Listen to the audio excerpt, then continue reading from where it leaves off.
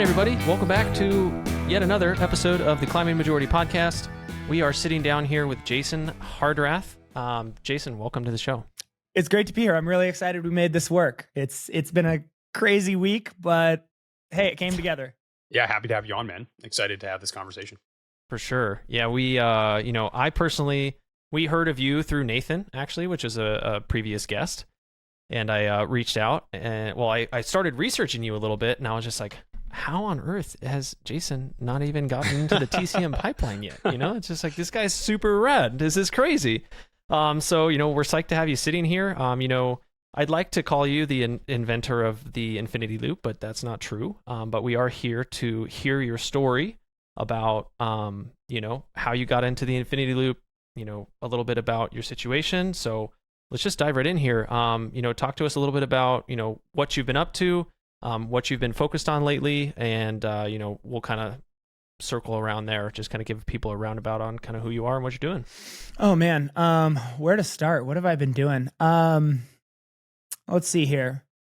I guess long story short, went out a car window in 2015 that kind of put a period on a triathlon career and marathoning career, if you want to call it that, on the side of my real career, which is being a PE teacher, shaping young minds, or, as I like to say, after having deep conversations with people. But I throw balls at kids for a living, so what do I know?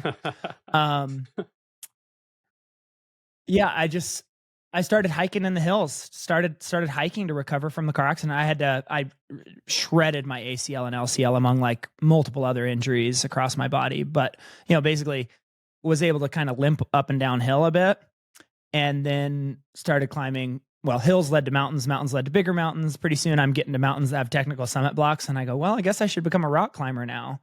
And join the climbing gym, start going to the local crag. All the while my knee is still like turning into a grapefruit anytime I do stuff. But just like getting after it, learning these skills, building this new strength, because you don't build much upper body strength and definitely no finger strength as a triathlete or a runner. So had to be brave enough to suck at something new and have all the 9-year-olds be better than me at the climbing gym for a real long time. You mean forever? That's still the case. Yeah, no, like they're still 9-year-olds me, climb right? like 5:13. Oh man. So pretty soon I got the knee rehabbed enough through physical therapy that I could go out and like cruise through 20-mile push and the backcountry trails. And it's like, well, I have these technical skills and running is back. So there's a mountain, there's a mountain, there's a mountain. Let's just see if all three of them go in a weekend and just run in between. And then I discovered fastest known times, discovered FKTs. And then that put the gas pedal down. It's like, oh, this is what I'm already doing. Like, this is what I love to do. Let's dream up routes. Let's come up with new things for people to test themselves on. Let's go test ourselves on routes that already exist that other people have dreamed up, especially when they mix like glacier travel and rock climbing and all these technical elements and sleep deprivation. I was just like, this is my jam.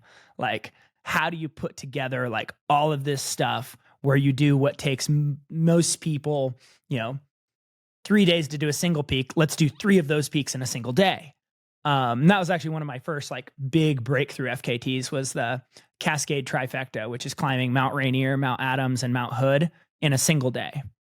And I broke the record on that had previously been done in teams, and I just did it solo, self-supported, and drove myself, and got to watch the sunrise on Mount Rainier and the sunset on Mount Hood. And it was just kind of like a perfect day. And I'm like, okay, here we go. And yeah, the very next thing I did after that, because that cut my teeth. That was my first time up Rainier. I did the Rainier Infinity Loop after that, which was just a beast of a route to get after. Yeah, as you alluded to, I didn't dream it up. The late American climber, Chad Kellogg, he dreamed it up and then passed away in a climbing accident in Patagonia before he ever got to actualize the dream. And so some people came along after him and finished it in his name. And I went after it to like break the record, because it like loomed in my mind. It's like, oh man, what an experience, like mixing 140 miles of running twice over this, it's more miles of glaciated terrain than I've ever covered. It's more mileage than I've ever covered. It's more nights of sleep deprivation than I'd ever done at that point. So it was just like breakthrough upon breakthrough upon breakthrough, like in my own athletic journey. And then all the while you're just having this like insane intimate experience, like climbing over the mountain once in day and once in night. And even though it's the exact same routes, it's like two very different personalities. Everything soft and squishy and everything falling down at you versus you're hardly getting any penetration with your crampons whatsoever. Just like wild differences on the exact same route. Jason, real quick, I want to back up real quick to who you were prior to the car accident. So, you mentioned you were a triathlon. You're an endurance athlete. It's a pretty common thread we've seen, at least in the endurance sports in the mountains. It seems like a nice transition or a gateway drug, as it were, to taking your skills to the mountains. Or but I'm curious as to the car accident itself. I think that moments in our lives like this, I went through an injury, Max injury. There's lots of other people that have reached out going through something similar, whether it be in the mountains or a car accident or something traumatic. It shapes who we are, and it kind of defines us in a way, and we either learn from it or we fall from it, sometimes a little bit of both. So I guess my question here is like, what exactly happened with the car accident? What kind of injuries did you sustain? Because I think it's an important part of the story in terms of, who you are now and what you're accomplishing now, because someone who may have not gone through that, would not understand the same challenges that you might have faced. Well, to rewind a little bit, as you alluded to prior to the car accident, I mean, if you go way back, I'm the ADHD little kid that everybody was annoyed with, who couldn't sit still, couldn't shut up, always moving, always animated, always doing impulsive things, always chasing the next thing, always distracted. Couldn't do paperwork, couldn't do homework. And, I was supposed to fail because I couldn't sit down and get my work done. And a lot of people wrote me off.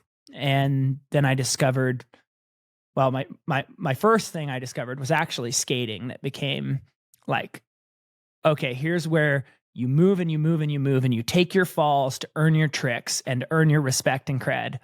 And you fall and your enemy, your opponent is asphalt. It's like a painful endeavor. And so I kind of cut my teeth on that in a way. I think it taught me some lessons. And then I broke my wrist. And of course, the parents at this point are kind of sick of the kids sneaking out of the house and going skating, and discovered running. And then it was, I want to run a sub 6 minute mile. Okay, I want to make it onto varsity in high school. Okay, I want to go to state. Okay, I want to make it on college team. Okay, I want to bike across the United States. Kind of a hard transition there, but first big adventure. And then that opened the door for, well, now I run and I bike. Let's do triathlon. And then it was Ironman, triathlon, ultra marathons, the works, chasing all that stuff. And I just had built this whole life. I mean, I'm a PE teacher as well. Like, I live what I teach what I love. And then, the car accident happened. And it was kind of this breakthrough year for me. I'd like qualified for 2 Ironman 70.3 world championships, but my training had like just reached a whole nother level. On the Sunday before the accident happened on a Tuesday. On the Sunday before the accident happened, I went for a 140 mile bike ride, got off the bike, went for a 10-mile run. My friends called up later, hey, do you want to come play Frisbee? I'm like, I feel great. Yeah, I'll come play Frisbee. Like, just feeling on another level, just absorbing massive workouts. On Wednesday, I couldn't get my own drink of water. 9 broken ribs, a collapsed lung, internal contusions through my organs, a broken shoulder in 2 places, and completely shredded ACL and LCL in my right knee. And instantly I like bring up this passion, this love I have for movement, for chasing running, for chasing triathlon with the first doctor I had. And he's like, oh, you're going to let that part of your life go. And then walks out of the room to see his next patient. And I just remember that sinking feeling in that moment. And I'd been ejected from a car, right? I rolled my car over. I was in a rush. The other track, it was a crazy day teaching. The other track coach hadn't shown up. So I solo coached the track team, running over here with this workout, running over here for that workout for that athlete.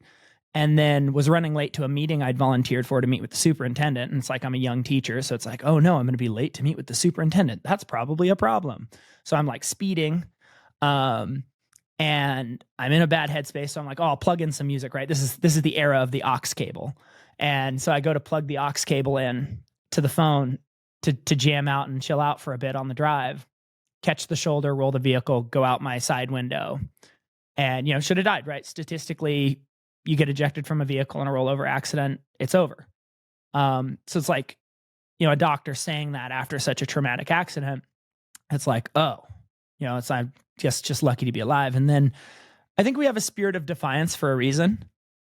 Then that spirit of defiance came on, and it was no, you don't know what I'm willing to do to achieve the goals I have.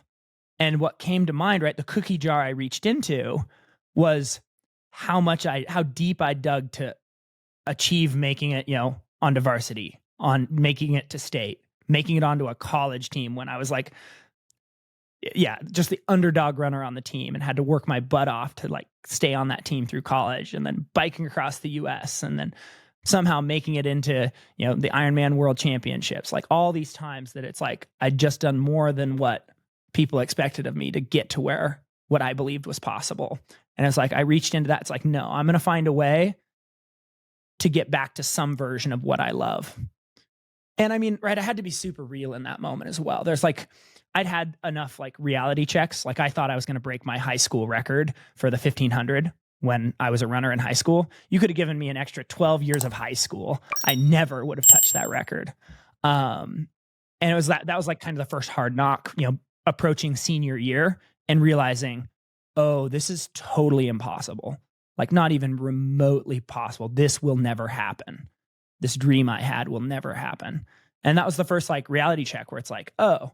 And I remember like kind of feeling the sense of like swing setting a bit in that moment where it's like, if I can't achieve this goal, then like, am I really that good? Should I even continue doing this? Like, what value is it? And deciding, no, I'm like going to keep finding, this is what I love doing. I'm going to keep finding a way to express myself through this. I'm going to keep chasing goals that are achievable for me. And I think that served me really well because in the moment I could go, okay, I may never qualify for an Ironman World Championship again. I may never run a Boston qualifying time again. Like the damage to my lungs, the damage to my knee, the damage to my body, maybe that era's over. That chapter's closed. That guy's dead. He died in the accident. But the promise I can make to myself is I will not relent until I get back to some version of what I love. And even to this day, like when I'm in circles of runners and it's like chatting about marathon PRs, I'll still refer to anything I did before that day in May in 2015 as my former life. Like it's like disembodied almost of it. It's like, yeah, that chapter's closed. I don't compare myself to that guy. I don't live in his shadow. And that was really important in the moment. Like it's less important now probably, but in the moment when I was still in the throes of it where I couldn't even bend my knee after surgery more than like a few degrees, it's like I couldn't be thinking about how I used to run a 250 marathon. I couldn't be thinking about how close I was to qualifying for Kona or whatever it might be. I just needed to be able to go, hey, this is more than I've ever bent my knee. That's a win. Hey, I walked around today and my knee isn't killing me. Hey, I just shuffle jogged my first mile without a limp, right? Stuff that I would have taken for granted, like not even been on the radar. It's like to go back through the journey, as we all do, like as little kids when we're learning our initial skills, of celebrating all those little milestones and being in the headspace to be stoked about that instead of going, well, yeah, but I'm not here. Well, yeah, but I'm not here yet. Well, I'm not back to this yet. And I think we can cut our own legs out from under ourselves in our recovery process when life throws us these hard setbacks. If we're always thinking, oh, well, I used to climb 513, or I used to get to the summit of this peak in only 2 hours and 39 minutes. It's like you got some like PR in your head, or you got some like mark, some rubric in your head. And if you're not measuring up to that, you're like, oh, well, it's not even worth trying. Better just give up.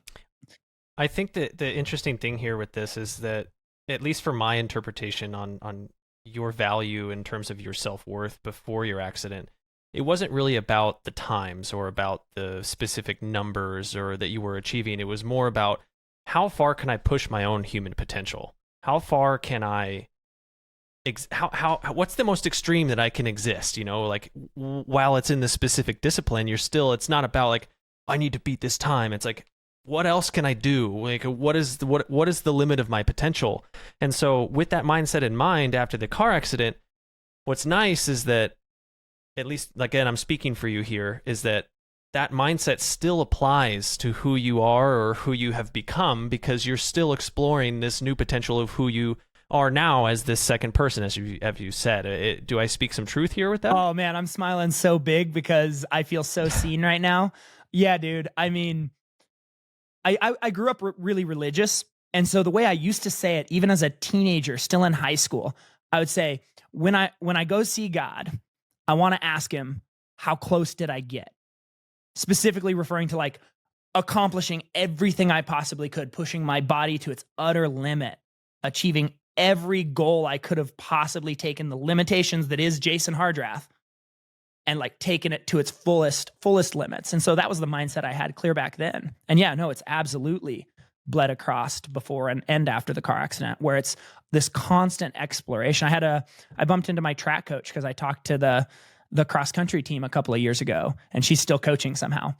And she's like, yeah, normally the runners who are like the faster ones on the team, the top runners, they're the ones that end up, not running later in life and like giving it up. They burn themselves out, and like you're still getting after it, which is kind of a rare case. And it's like, well, yeah, it was always about the journey. Like, what's the next challenge? What's the next growth? What's the next thing to take aim at? It was never just like, well, I want to be the top runner on the team. I want to be the cool guy. It was always, well, what's next? What can I go try to actualize now? What can I go see if it's true, see if it's possible? And I think ego in its purest form is exactly that. It's reality testing. It's like, I have this dream in my head. Is it true? Can I make it happen? And yeah, at its purest, like that's what we're out there trying to do, is have this journey with ourselves to be like, well, how much of what I imagine for myself can I actually live? Yeah, for sure. I think that some people lack the vision to even explore the limits of their potential, which I think is the barrier for lots of people.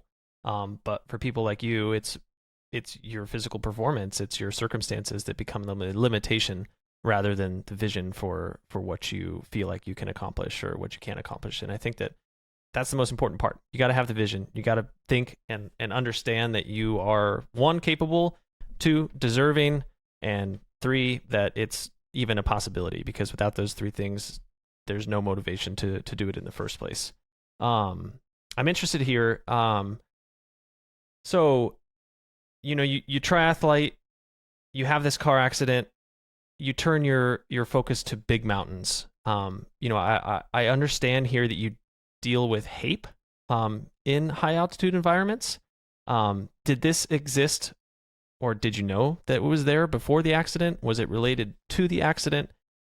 For someone who's chasing high altitude volcanoes and infinity loops and spending lots of time in the mountains, to be predisposed for HAPE sounds kind of like a ticking grenade. And so I'm curious as to like, 1, how you developed it, how you, understood that it existed in the first place.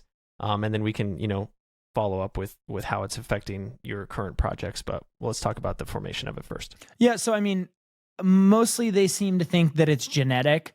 I would assume that there's a potential that the scar tissue in my lungs from the car accident could play a role in this seeming predisposition for me to develop HAPE. And for those, I mean, obviously I don't have to explain it as deeply with the background of the people who listen to this podcast probably, but high altitude pulmonary edema is where basically swelling edema happens in your lungs to the point that it ruptures through into your airways and starts flooding the airways to the point that you can suffocate while you're asleep.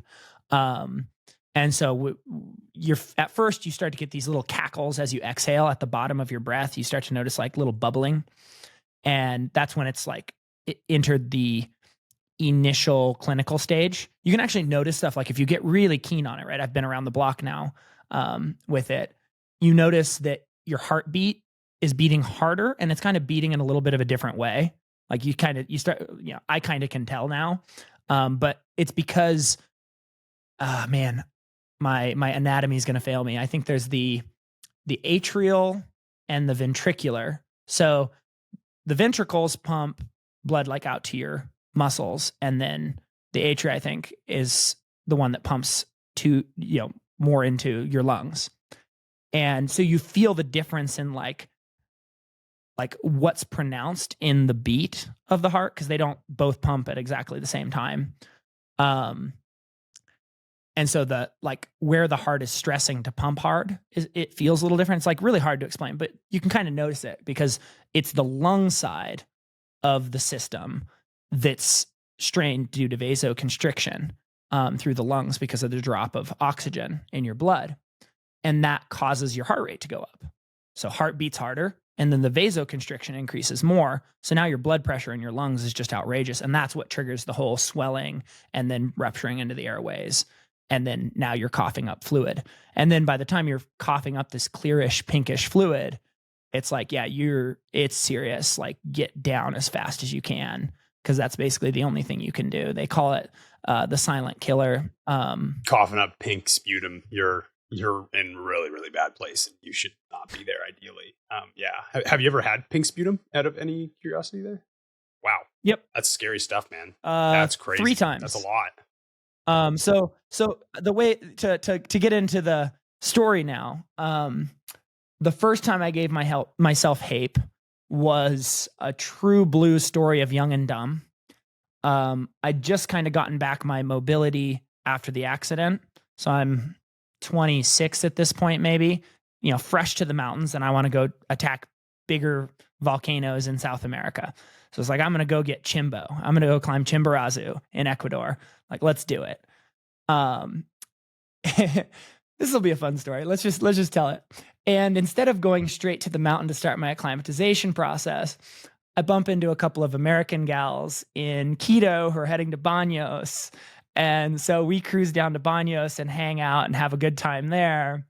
And I stay probably a few days longer than I should have, and cut my acclimatization window down to like 3 days. So it's like, show up, drive up, go. And I'm basically climbing the mountain, 2 days sleep deprived of having like gone up too quick, and like already feeling horrible, like headache and all this.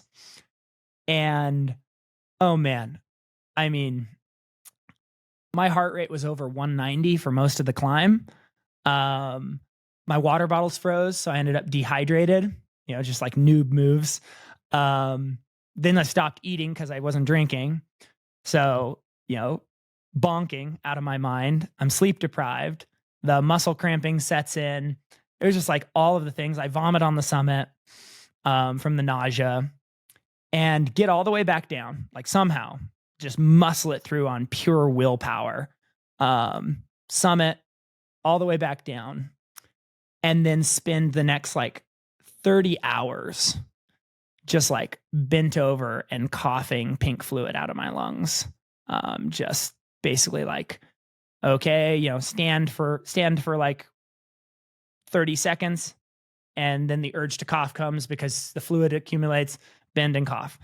And just like nonstop on repeat for like, it was at least 24 hours after the effort. I remember it being into the next day beyond like the first day down.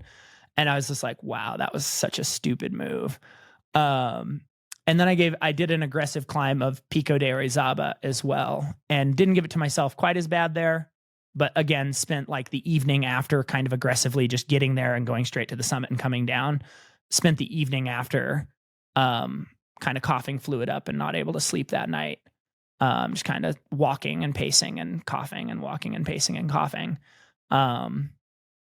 And those times, right, I could write them off well, I was an idiot. So of course I gave myself altitude sickness. I just was doing everything wrong, and just relying on my fitness to get me up and down before anything got serious. Don't recommend that to anybody. And then I went for my first attempt on the Pico de Orizaba Infinity Loop. I actually just flew over there solo, and I'm like, okay, I'm going to do it right this time. I'm going to move up slow. I'm like going to come pre-acclimatized. I'm going to take like 5 days, 6 days up at the hut at 14,000 feet. And then I'm going to go for it. And on my third day up at the hut, I noticed the cackles. And by that evening, I'm coughing fluid up. And I'm like, well, nobody's going to drive up in the night to come get me. And I'm probably fine because I've given myself this before and I know what it feels like. And I'll just be up all night coughing.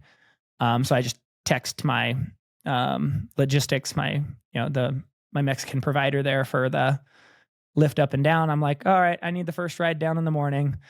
And then I just kind of sat there researching HAPE and coughing all night to figure out how I could come back and succeed in the future, how to better prepare for it. Cause it's like, okay, apparently it's not just a young and dumb thing. It's like, I actually have the disposition that even when I do stuff right, I develop this malady quite easily.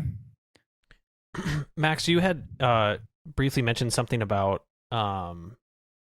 I could be wrong, but Dr. Peter Hackett does a whole bunch of work. He worked at the Denali research camp there, and he does research on haze and HAPE for the U.S. military. I think now he's in Colorado. You can look up Peter Hackett, but I could be wrong here, but I believe he's talked about two dimensions. One is genetically predisposition, and then two is people who get HAPE are now more predisposed to getting it in the future, essentially. So it's like it could be a compounding effect. But yeah, that's really interesting. I've heard him talk about scenarios where people have previously had HAPE.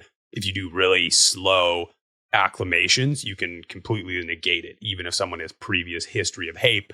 But I think in your particular case, there's this really interesting dilemma that, well, you're not going to go up to, 16,000 feet and sleep for a night if you're running to 18, so it's like, it's that interesting thing. And then there's also such a high elevation gain and such a unique style of moving in the mountains where you're mountaineering, but you're also kind of ultra running. Like there's all these things compiling together, and it's light and fast, right? So it's like it adds a whole extra dimension. It's not like, hey, ascend the volcano in 6 days in classic mountaineering style, really slow. And you know what I mean? It's a very, very different endeavor you're taking on. So it's really, really interesting. Yeah. Yeah. I might have to look up, you said Hackett, right? Peter Hackett. Yeah. Because I hadn't found any real evidence that distinguished between whether is it like the question, is it that each time you get it, you're more likely to get it, or just you were genetically likely to get it anyways, and so you're gonna keep getting it. I couldn't find anything that drew a distinction between that. It can be both. So I might have to look into him for sure. Yeah, it was funny. We on Denali, there's this like group of people from Colorado, and they actually had hired his clinic or him. I think I could be wrong, but it was someone in that area to like communicate with him, and like day one they like just blew by us. Like we stayed at this lower camp. They just went like an extra like 1,000 feet, and blew by us really fast. And they were all looking really good. And we were like, oh, okay, like good for you guys, And then we went up to the next camp, and slowly like they just never arrived for like a really long time. And eventually like we saw them at the 14K camp. They're like, oh yeah, like one of our group members got like signs of like HAPE right away, like really quickly or whatever, and start having issues and going down. You're like, day one, you guys just like blew right through. It was like probably not a good idea, but hey, shit happens, right? And sometimes you got to learn lessons the hard way, unfortunately. Well, and the other interesting, like you mentioned the situation of the efforts themselves forcing big elevation change, but the other interesting like tightening metric is I'm a school teacher. So, right, I'm about to go take a team down and attempt the Ojos del Salado infinity loop. And that one, the lowest elevation we'll be at is 17,200 feet. We're going to go up over 22,615 feet. But the climbing window for Ojos is the winter. And the only time I have during our winter is my Christmas break, which means I have a 2-week window to pull off the whole trip to try to go do an ultra endurance event above 17,000 feet. And it's like, it kind of eliminates that like, oh, well, I'll just take 2 months and go down there and hang out on the plateau for, a month and a half of it before the effort. It takes that out of the window because, well, I've got 2 weeks for Christmas. And where do you live? What elevation? 4,000 feet. Okay, so not terrible. Yeah, I'm not sea level. Not 17. Yeah, I think there's this kind of interesting like occurrence that I think we've talked about here. Like Kyle, maybe you can jump in as well too. But starting with the doctor. I don't know what it is. First off, I'll just disclaimer, I love doctors, surgeons, doctors. You guys are great. Thank you for solving my problems and my ankles. But I don't know what it is, but every person I talk to seems to have had like a sports injury. Just the doctor, like upon analysis, like they don't actually get a lot of like rehabilitation work and training and stuff in that realm, like they're very much like hammer and nails. They fix you and then they toss you off and it's up to you to deal with it or to get like rehabilitated. For some reason, my experience, everybody I know I talk to anecdotally, the doctor just like day one when they're like most demoralized is like, you're never going to walk again. Or like, they just give you like the worst information ever. And like, it's like, of course, in some cases, like, okay, your CNS has been severed at C3, you're paraplegic. Like, of course, like, yeah, there's some pretty definitive things, but a lot of them aren't. Like my surgeon, like told me, he's like my life was running and triathlons and I was a running guy at the time. And he told me, he's like, yeah, you're going to need to give up running. Like you're never going to be able to run again. Like I was like crushed, like almost like my blood pressure shot. I had to sit down. I thought I was going to pass out. I was like, coughing, what pink the fuck, sputum. man? Yes. But so there's this really interesting kind of dynamic of that. And, we talked about this earlier where there's this egocentric mindset, which is like self versus others. But then there's like a process oriented mindset, which is like self versus previous self. Right. And so it's almost like if you are self versus previous self, which is how you should orient yourself in the world, because it's like better for success and doesn't leave you like in conflict with everybody else around you. Then like you're just looking to improve, and someone telling you can't do something is almost motivating to be like, I'm going to show you that I can be like better than my previous self, if that makes sense.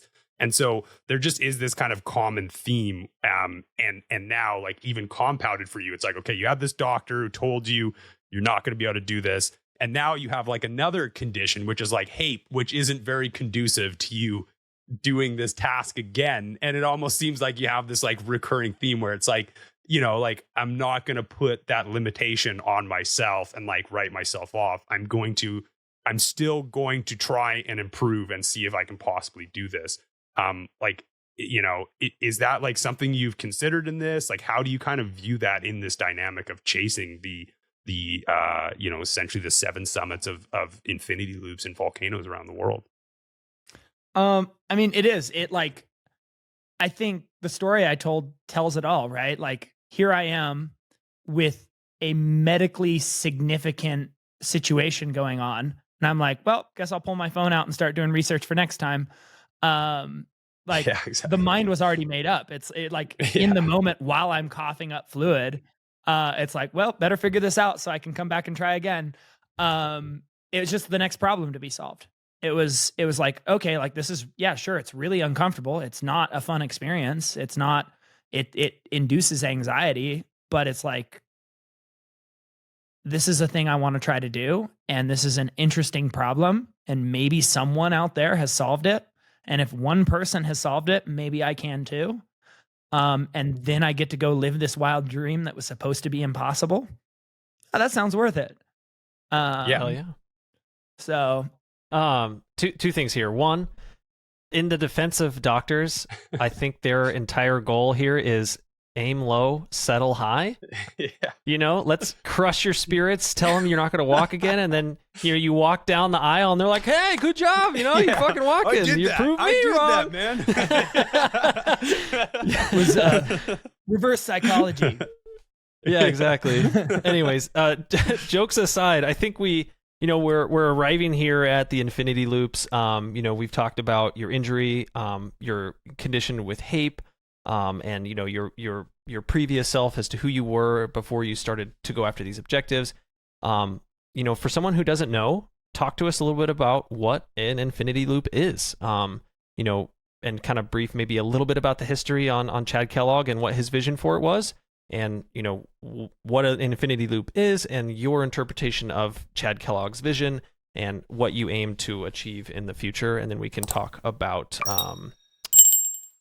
forgive me, the name, not Ojos de Loseto, but the Pico other de one, Orizaba. One Pico de Orizaba. Let's talk about Infinity Loop, and then we'll get to Pico de Orizaba. Yeah, absolutely. So yeah, the Infinity Loop is, it is as it looks on paper. except with the summit of the volcano at the center. And, that's kind of how Chad dreamed it up for any freestanding mountain, and volcanoes are the freestanding mountain. Of course, Chad Kellogg being from the Pacific Northwest originally, like Rainier was on his mind, and it has the Wonderland Trail around it. So it all neatly kind of falls together. You got the DC route on one side, the Emmons route on the other, and the Wonderland to get around on. And yeah, you climb up one side, over the top, down the other side. You do a half circumnavigation back around to where you started. You go up and over again, and then you do the other half, drawing a big figure 8 or an infinity loop with the summit of the mountain at the center. So one question real quick I have in terms of the structure of the infinity loop. What are your thoughts about let's say you go up the east and down the west, and you do a half circle and you go back up the east and then back down the west. What about the north and south facing aspects? Is there like a quad infinity loop there to be achieved? Like, what about those, facing aspects? That's interesting. And actually, Joey Campanelli, another person that maybe should be on your radar, he humorously, he likes to be really disagreeable. That's his MO. He enjoys it. As soon as I did my second infinity loop, because I actually did an infinity loop on Shasta, Hood, and Adams as well. And after one of those, he kind of drew the infinity loop. And right, if you draw an 8 or an infinity loop, there should be like this little kind of gap. And he's like, so why doesn't it make more of an X on the mountain, hitting like north, south, east, west, and then you only do like a quarter circumnavigation? I'm like, I'm not going to change the legacy of a dead guy and still call it the same thing. Like that, I feel like that would be violating worse than your frustration with the way it was thought up. So yeah, no. That's cool. Yeah, no, I appreciate the explanation. That was the first thing I thought of. It's funny that, he thought of the same thing. So I figured that somebody else, when, they hear the word infinity loop, is going to have the same thing. So I just wanted to clear that up. But yeah, please. Yeah. More about the infinity loop, how did it evolve to volcanoes and bring us to Orizaba? Yeah. So, as I was mentioning before, after doing the Rainier infinity loop, it was just such a transformative experience. I knew right then and there.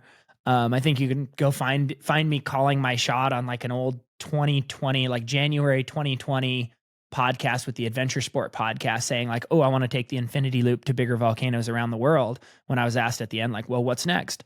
And then of course we all know what happened just a few months later. COVID happens and all international travel is like, well, there goes that idea.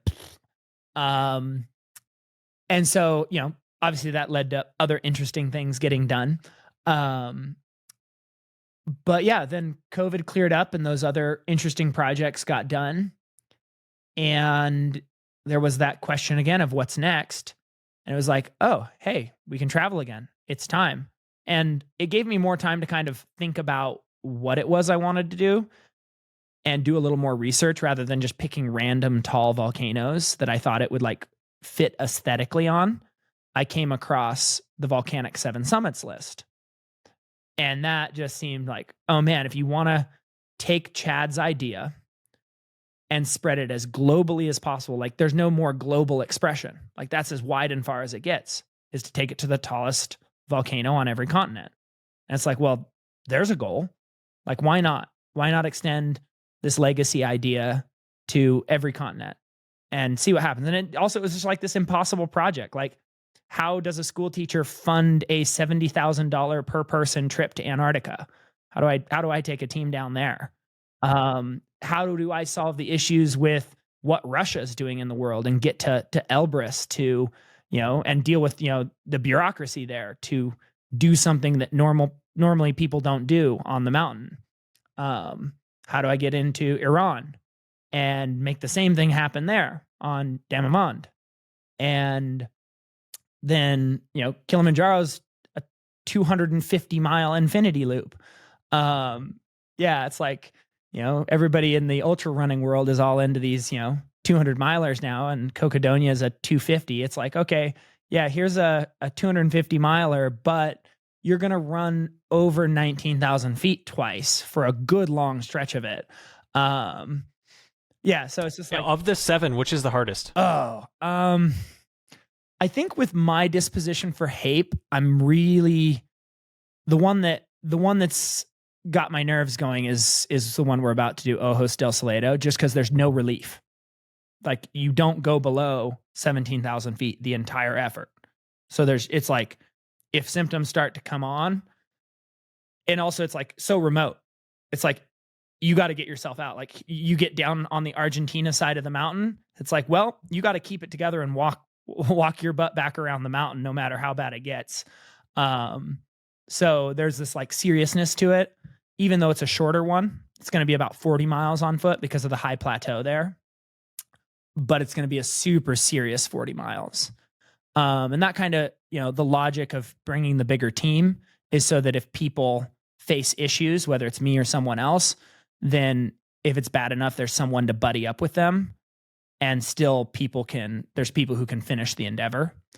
And man, that one probably for me, I think Kilimanjaro is going to be brutal. Just because 250 miles. I mean, just there's a fun thing to think about in and of itself. Feet each way is like, that's just mind numbing to think about the amount of distance and both up and around that you'd have to travel. Wow. So those two loom pretty large. Is the Infinity Loop like all in one effort? Can you sleep? Like, what are the rules surrounding the objective? So the original people who followed in Chad's footsteps, or actualized Chad's idea, I guess is a better way of saying that, Gavin Woody and Raz Vaughn, they basically did each component part. So up and over, and then rested, half circ, then rested, up and over, rested, half circ, rested. So they kind of took like 4 days on it. So I think to some degree, that's the essential nature of the challenge. Like the challenge of like, do an infinity loop. You can stop and rest, as long as you complete the whole thing continuously with like going home. Sort of in a self-supported way, I guess you could think of it. Like if you had a tent on one side and a car parked on the other side, and you just kind of like, all right, these are the resources until we're done. But then of course, the nature of fastest known times, it got put on the fastest known time website, and the nature of that is like, well, how do we then make this more efficient and faster? And then it became this game of like, well, just how little sleep can you complete the effort with? I think when I did the Rainier Infinity Loop for that 140 mile push, I slept like 50 minutes on night 1, and then took a 21-minute dirt nap on night 2. Just like literally pulled on a jacket and laid in the middle of the trail for 20 minutes. And then when I got so cold that like the alarm bells were going off that it's like, you're going to freeze to death, I just got up and was like, okay, here we go, keep going.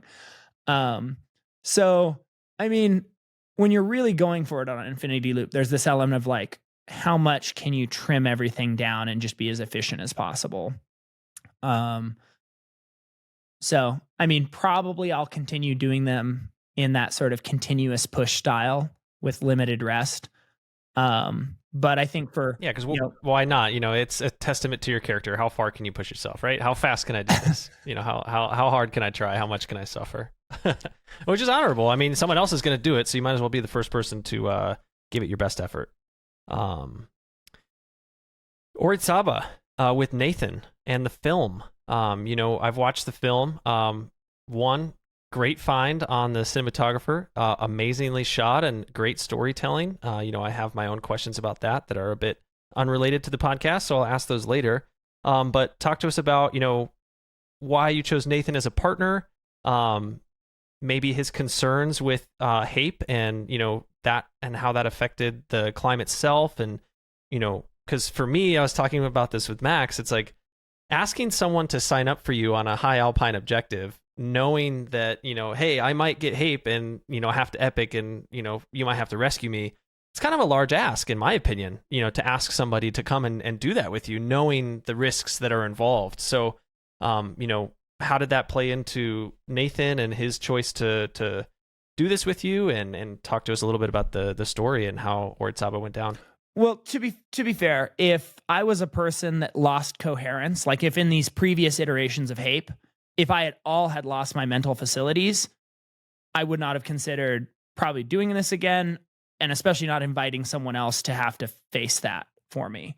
But in every iteration I've ever had this, I stay 100% coherent, and I just have to continually cough fluid out of my lungs until the symptoms subside. And so it's like I'm still operational. I'm still able to move. I'm still able to like self-rescue. And so the idea there was it's like, all right, man, if I develop HAPE, I'll turn around and walk down and you get to keep going. Was kind of the initial invite premise where it's like, maybe it works for me, maybe it doesn't. We'll try to make it work for me. But there's this possibility that I won't finish.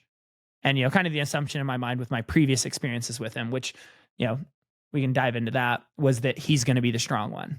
And as far as like how we got to know each other and why I would choose him, he actually originally reached out to me because he wanted to best my time on the Rainier Infinity Loop. So we were kind of connected by the Infinity Loop concept to begin with, because our first point of contact was him being like, I think I have a plan to beat your record. Would you confirm that it will?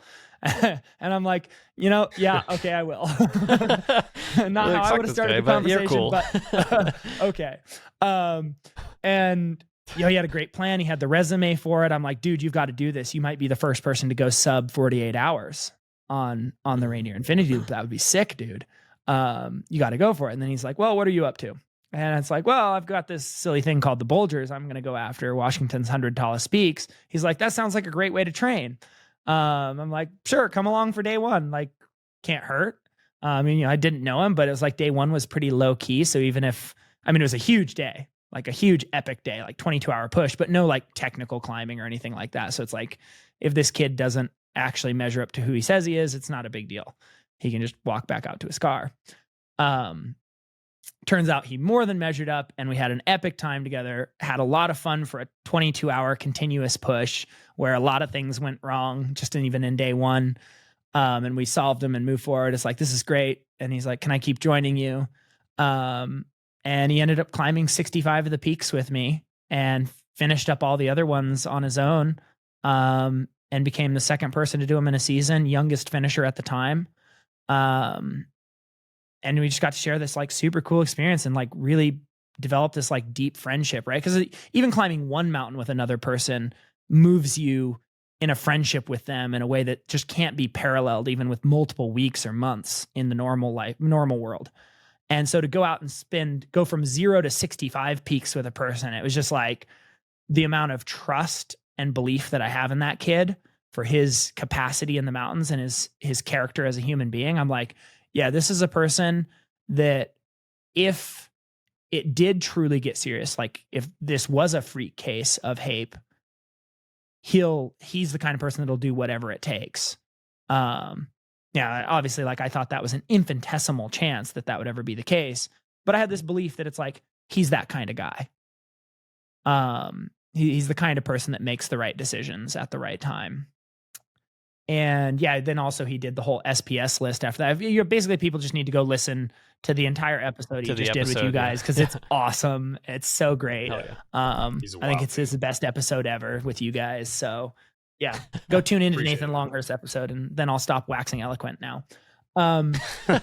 Chose Nathan, and the HAPE ended up becoming an element. I did what I could to mitigate and pre-acclimatize using altitude tent and all that leading up. Had a medicine that's specific to not allowing it blocks the vasoconstriction in the lungs. It's basically like a heart medication. And it stops the vasoconstriction in the lungs from happening, so that, or at least limits it. I guess it doesn't stop it. So that hopefully it doesn't become medically significant. And so like I used that during the acclimatization process, so that I wouldn't trigger it during acclimatization. And it kind of makes you feel weird, kind of like lightheaded. And I was like, I don't want to feel that during the effort. So I didn't want to use it during the effort, but I'm like, I'll use it even though it feels funky during the acclimatization, just to even further reduce the risk, of of me developing this. It's called nifedipine. They've done a few research studies on it. It's not one you normally hear about. You normally hear about Diamox. You normally hear about dexamethasone. But nifedipine is very specific to HAPE.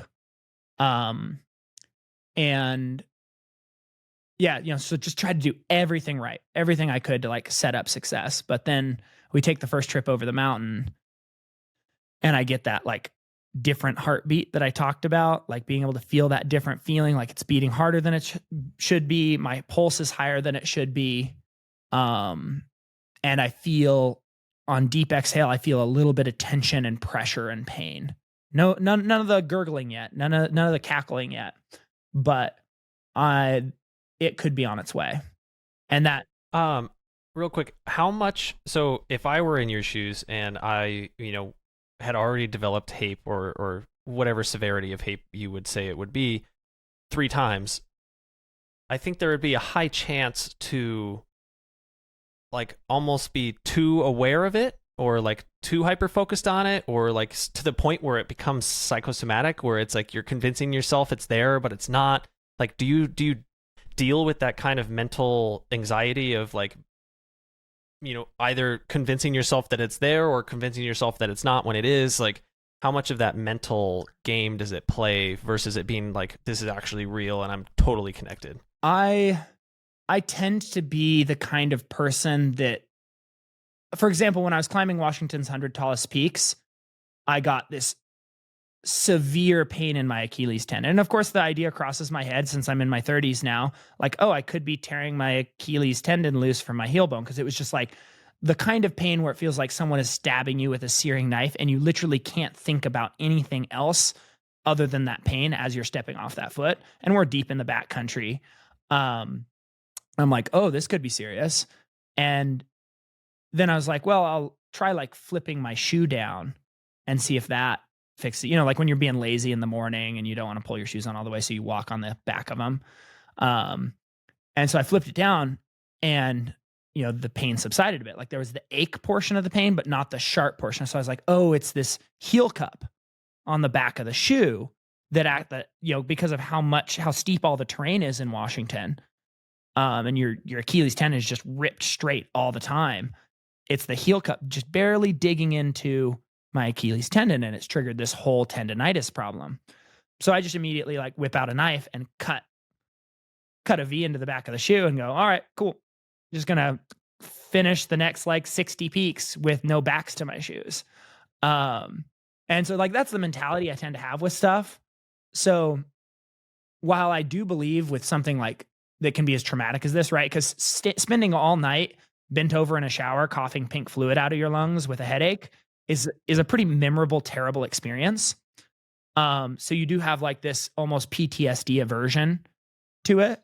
And so as soon as I noticed that like higher heart rate, the heartbeat, like enough of these cues, the pressure, when it was all 3, it was like, then it kind of turned on. Like I'm now anxious. I'm now worried. I'm now like fighting down the feelings of, oh man, what if this gets really bad? And I was like, okay, just keep observing. Like you're not coughing fluid up yet. So do the half circumnavigation. And if you're coughing up fluid when you get to the next hut, you're done. It's over. You don't go up the mountain again. If you're not, you continue. And so those were the rules I played by. And it's like one of the things that can amplify HAPE developing is high effort levels. And so like I then had to be more conservative with my pacing. Meanwhile, Nathan is at the absolute top of his game, 23, super fit. His training had been phenomenal. He was just fit from skiing, had been at elevation like every single day since forever. Me, I'd been dealing with some other health issues and my training hadn't been as strong as I wanted it to be. And then this is setting in.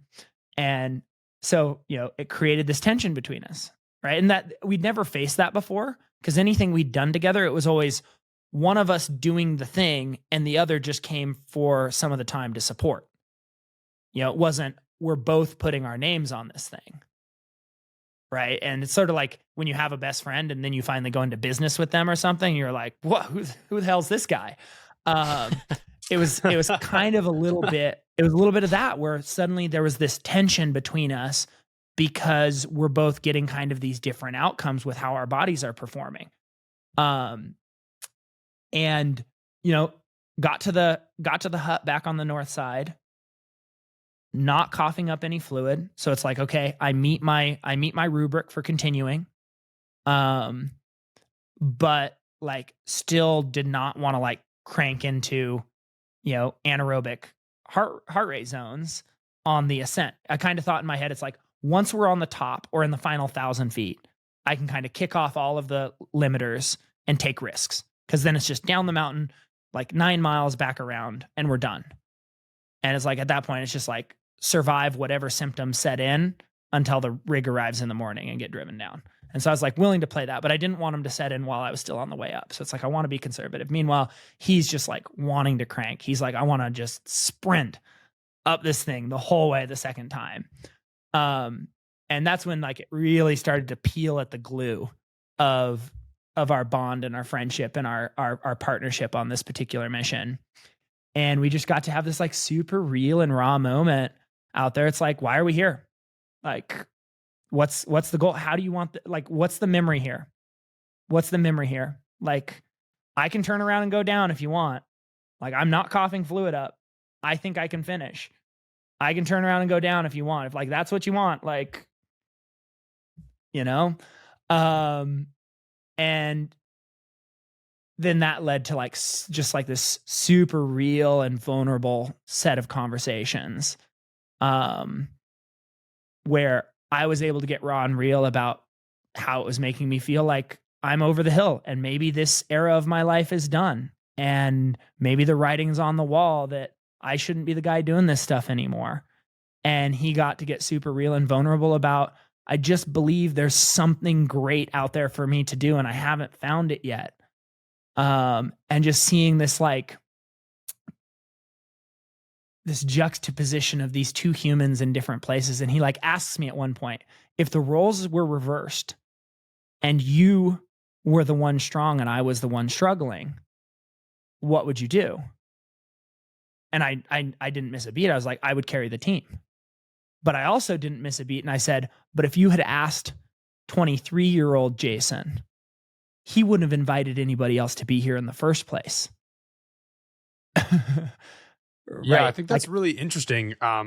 Like, of course, like there's this juxtaposition that you've explained. Something that I'm kind of really curious about is like, you know, from the previous episode we had where it was like individuals and these two teams coming and they kind of got stranded. And I guess like one of the things that came up, which is also a parallel here, is like, did you guys communicate prior to doing this? Like, what was your expectations? Because obviously, like, a solo endeavor and a team endeavor are two very different things, and racing is a very, very different thing. So, like, did you communicate about this beforehand, or did you kind of just like, you know, there was just this implicit idea that both of you were like in a team, and then when that essentially happened, it created this tension? I'm a cards on the table person. So we had talked ahead of time about the multiple scenarios, that, you know, if heaven forbid, if he got sick, that I could continue. If, I got sick, which seemed like the more likely scenario, he could continue, but that we would like, there would be some level of like, where if I looked at him and I'm like, hey, I'm coughing up fluid, we're halfway up on the second lap, I'm fine. I'm just going to walk back down to the hut. Like, I'm here. I'm mentally present. I'm not like passing out. I'll walk myself down. You finish it. Like, we talked through those different scenarios, and I'm very much kind of risk tolerant in that way, where it's like, unless I'm like feeling way out of it, then I'll be like, no, now's not the time. Like, or if you see me displaying symptoms like that, like, that's not the time to be like, okay, our agreement is for me to ditch you. So we talk through those different scenarios, but if it's like, I'm 100% there and I say I'm done and I'm going to walk myself down while you continue, that's totally fine. So we talk through those scenarios. The thing we weren't ready for was just the emotions of where I was kind of on the edge and having to be conservative, and I'm already a bit slower of an athlete than him, and him having this feeling of like having to pull back so hard on the reins as this like young, driven, like I want to go prove myself and find my jam, find my niche, my thing. And this feels like an important experiment to run, to like run up 18,000 feet for the first time and actually go like really hard for myself. And so that was difficult for him. And I resonate with that. And, you know, as I said before, when I was still finding my thing, I feel like a huge chapter shift happened for me when I did the Washington Boulders. It felt like when I completed that climb in a season and climbed those 100 peaks in 50 days, it was as if a chapter turned, and now it's like, I want to invite other people into the mountains, and I want to share experiences, and I want to spend more time like investing in people and experiences and that, as opposed to I want to do this myself. I want to solo it. I want to be self-supported, you know, like I mentioned with the Cascade Trifecta, self-supported. I drove myself between the mountains, even though most people had drivers doing it for them. I did the Rainier Infinity Loop, self-supported and solo, even though like I had to convince them to give me a solo permit for it. And then, yeah, since finishing the Washington Boulders, it's like, let's just invite everybody. And it's just like this big like chapter turn where I just feel like I'm in a different place. Cause like that for me was like kind of a great like final exam or of things that interest and drive me. It was like this really great accomplishment that I'm very satisfied with. Hard work, well done were the words I had as I lay on the ground after finishing it. Hard work, well done. And so like that changed things. And it's like, I get to have that forever. And that was all in my mind as I'm like, as he asked me this question, like, what would you do? It's like, yeah, but I understand where you're at. I totally understand 23 and still looking for the thing. And I believe it's such an important thing because I feel like I'm a much more generous person now. And I was already generous and I already cared about others and I already wanted to help others even before. Like people can go look back at my previous FKTs. I don't know, almost all of them. I'm like, who's next? Ask me anything. Like I'll give away all my beta so you can beat me. I'm not like I'm not going to tell you, you have to figure it out like I did. But you know, even more so after finishing, I just want to like help others and give stuff away and invite others into experiences. Yeah. So it's just this like kind of beautiful moment of these like two different places in life. And we got to like talk through that. There were some tears. There were some tears in the moment as we're like still like stumbling our way up the mountain slowly as we're like mostly in our heads talking this through. And we reached this place where he's like, yeah, no, I want to stick it out with you. Like we should do this together. And then the kind of funny part that happens is we get up on the glacier. For anyone that watches the film, I've had people say this was funny multiple times. I don't find it that funny. It's just how things go. It was hilarious. I was laughing.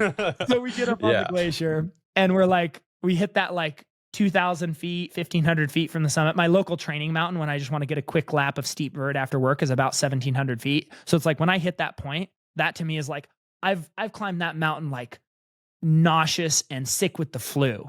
I've done a lap on that 1,700 foot Hogsback is what it's called. So it's like I hit that mark and it's like, doesn't matter how I feel, I can make it. And so like the confidence like kicked in, the like, okay, the symptoms are not any worse. It's exactly how it was. It's higher heart rate. It's like a little bit of pain with breathing.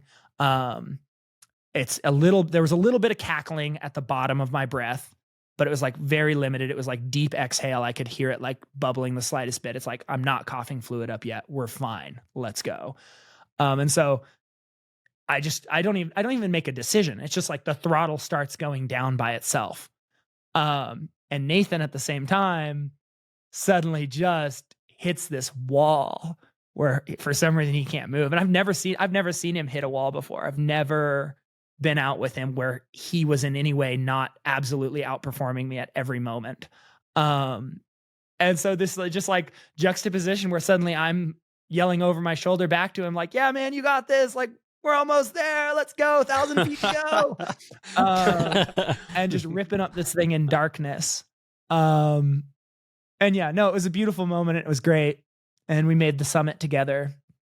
But but also, you know, it was a little reassuring to me, right? In those moments, I was like, oh, I should still be out here. I do still have it. Like, and you're like, hey, by the way, Nathan, it's time for you to turn around. I'm going to finish this. I want to leave you in the dust now. No way. No way. No way. Not a chance. Oh, man. But I know, it's just funny. We had a good time. And then I think I'm almost certain we ran down it faster in the darkness on the second lap than we did in the light on the first lap. Just ripped down this thing. Wow. It was glorious. And the rest is in the film. Yeah, definitely check out the film. It's like I said, cinematography is amazing. Really great story. I'm curious. So there's like there's this like crux in terms of partnership and friendship and, you know, expectations out of each other and yourselves. There's obviously the crux of endurance. You know, this is a long, event, both up and around. What about like a technical crux for this particular one? Like, was there a technical crux that someone could relate to? Or is it just the grit of the sheer volume of elevation and mileage? I would say the thing that would get to maybe not as many of the people who listen to this particular podcast, but there were definitely some route finding to the navigation on the west side. The trail would just disappear. It was washed out in so many places or overgrown. There's a navigation crux that a lot of people complain about going up the north side before you reach the glacier, called the Labyrinth. A lot of people get lost there and end up adding like 6 hours to their ascent on what shouldn't take 6 hours to begin with. I guess that's unfair. It's a wonderful climb, however fast or slow you do it. And I mean, the glacier is definitely steep enough that it's like heady if like someone's inexperienced and not sure of their footwork and their skills to arrest a fall. Like, yeah, it's definitely heady. The first time I ever climbed it, it was like almost bullet ice, like where your boots don't ever touch the ground. And that was pretty heady at that point. I was a much younger, less experienced mountaineer, and that's a vivid memory in my mind, just like seeing the slippery slide. And someone actually, an American skier, passed away trying to ski it like the day before I went for summit. So it was like, that was in my mind. So yeah, I mean, that can get in people's heads for sure. It's steep. And then the top part of the scree descent on the south side is, Nathan describes it as dust on crust type experience. And yeah, it's like marbles on a table or whatever. It's like you step on it and you get this like lack of friction on the surface, but not enough sink to kind of create that like where you can control it. And then you can quickly end up just like tumbling and trying to put your hands down onto, and it's volcanic rock. You're like trying to put your hand down to stabilize a fall, and it's just like ripping the skin off. So that would probably be a crux as well. Okay. Yeah, no, that's great. Great visuals as well. I was there with you up on the top, just hanging on for dear life. Max, you got any questions? Yeah, I don't know, man. I mean, that was a lot to digest for sure. I think it's such a just monumental and interesting project, and ultimately, I'm really interested in following your journey on this. I would say one thing for me personally, I think is a little bit of a disclaimer, is that I think if someone is experiencing and like they're not as adept to their body as an individual such as yourself, and they are experiencing like crackling in their lungs, it is a horrible idea to take your mentality and your like philosophy that right, and your like know-how of your body, and you've been through that, because like for some people hate can manifest really, really quickly. Like there might not be a really slow onset. Like you can go from crackling to like you're fucking experiencing like bad symptoms and dying really quick. So the only reason I want to preface this is like, for you it works, but I don't want anybody to walk away from this podcast being like, well, Jason Hardrath can deal with crackling in his lungs. And like, it's like, that is like really, really terrifying experience. Yeah. And I think it's really interesting that you've been able to manage this and just still chase this goal. It's really, the tenacity of it is really interesting and just crazy to me, like that. It scares me to think about. It really does. I would absolutely echo that medical advice. if I Don't sue hadn't- us. if I hadn't experienced the iterations of being young and dumb where I gave myself really bad hape and was just, I mean, it was almost annoying how present I was. Just like totally mentally with it and totally in pain and totally coughing stuff up. Yeah, I don't think I would be nearly as bold. And it's like, I know something about myself. I worked a job in manual labor my first year out of college in the summer, putting gates through a powder coating system, and you had to get lung tested, like what's your lung volume, and what are the strength of your lungs before you go work the job, because obviously they apparently knew that it damages people's lungs. And when I did the test, they're like, oh, you've got like an extra liter of lung volume compared to someone your height and size and weight. That's pretty impressive. And I'm like, oh, that's cool to know. And I bet that plays a role. Like as these symptoms onset, I have enough like volume left in there that's not being occupied with fluid that I'm able to keep operating at some level and keep my oxygen levels high enough in my blood that I'm able to keep going. And so, yeah, it's like I've got just enough going in my favor that for some reason I'm able to manage it without quickly. But I've read the same thing, that a lot of people, it's like they're fully with it. There are no symptoms. They get a little bit of crackling and gurgling, and then boom, like suddenly they have no mental coherence whatsoever. And they have to they have to be attended every second to get them down to safety. So yeah, definitely not in any way recommended that it's like, oh, my heart rate is high and I'm getting some bubbling and gurgling when I exhale, I'm going to continue. No, don't. Yeah. It's like fluid in the lungs, reduces arterial PO2. That tanks. You get haze then on top of haze, PAPE, and you're gone really, really fast, right? So it's one of those things where it's like the exception doesn't prove the rule. Kyle and I don't want to get sued. No, but yeah, it's a really interesting story. So what's the next? Oh, sorry, you go, Kyle. I just think it speaks to, Max's point here just speaks to how insane it is what you're doing, considering the circumstances. It's just like not a lot of people would be going out on a limb like that. So, I mean, it's courageous and inspiring, but there's definitely like a weight of gravity to it, especially I think for most your next people would have one, used the word foolish there. It's foolish. Yeah. Hey, it's your life, dude. Fuck it. I think in some capacity, let's be honest, it is. There is like a total component to this that is in some way foolish, but like that's just like inherently, it seems like a part of your character as an individual of like driving and pushing, not taking no for an answer, finding a solution, going beyond. Like I could have listened to my doctor who gave me like sound advice. Hey, you're going to destroy your ankles. Never run again. Do that.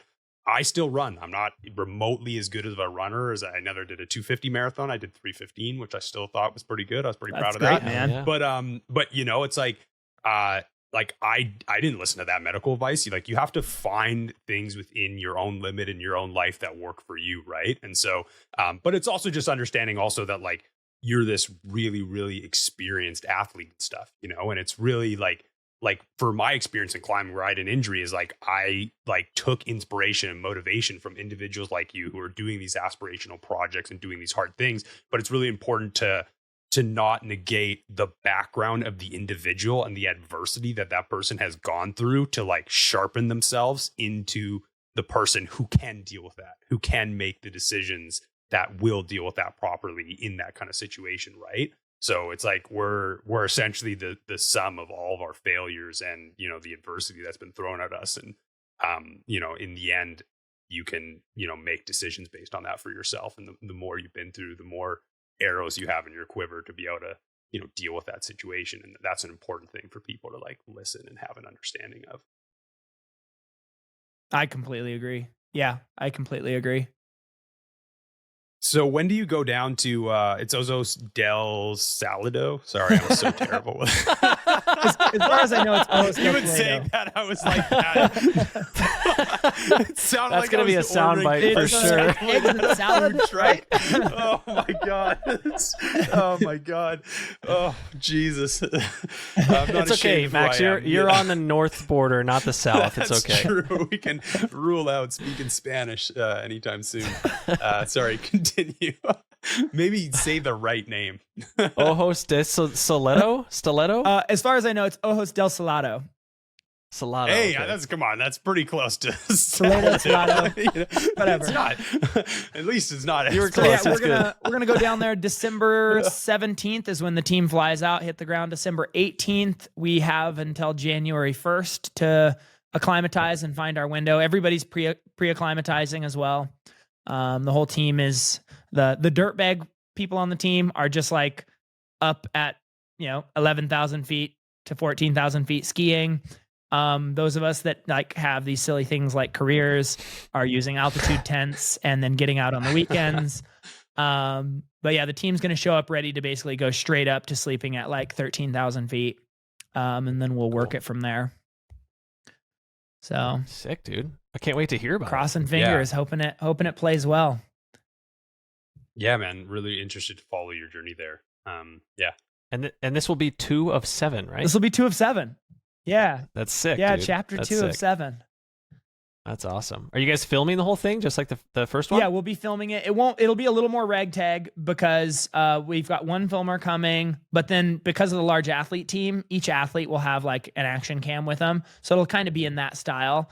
And then we'll get some more of the cinematic type footage on some of the acclimatization days. And then he'll probably start off earlier than us and get some higher quality cinematic footage on the actual endeavor as well. So Cool. yeah, I'm psyched. Very cool. Badass, dude. Well, good luck.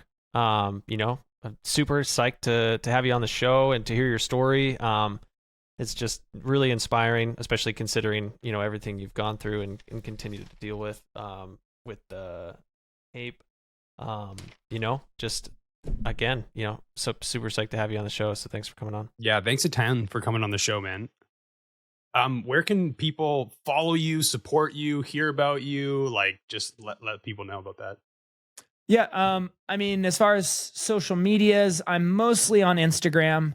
I have a minor presence on some of the other platforms that people can find me. I don't really interact as much on there. A little bit on Facebook, but Instagram, Jason Hardrath, just my first and last name. Nothing fancy about it. Then I do have a website, jasonhardrath.com. You can email me through there if that's more your speed and your style, because you don't like social media, which I'm actually increasingly liking it less and less. So I don't mind that at all. I'm willing to give away any beta on projects I've done. I love to meet new people and have conversations about how to do stuff like this. So definitely feel free to reach out. And for everybody that's listening, what's the film called? The film already is came out? available on both Outside TV and Outside TV / Outside Watch. I forget what they call it now, and YouTube. And if you just search Journey to Infinity, Pico de Orizaba, you can easily find it on either platform. I'm sure we'll get some links in the show description. And then if you're interested in checking out a bit more, a film that covers a little more of my backstory and the other projects I loosely alluded to, you can look up Journey to Infinity, or excuse me, Journey to 100, not Journey to Infinity. Journey to 100 was my project climbing Washington's 100 tallest peaks. And that's also on Outside Watch or YouTube. So both of those are ways to learn a little more about some of the stuff I've chased. Awesome. Yeah, we'll put the links in the description for sure for everybody listening. If you've gotten this far, thank you for being a part of the show and listening to the end. We appreciate you guys. But yeah, until next time.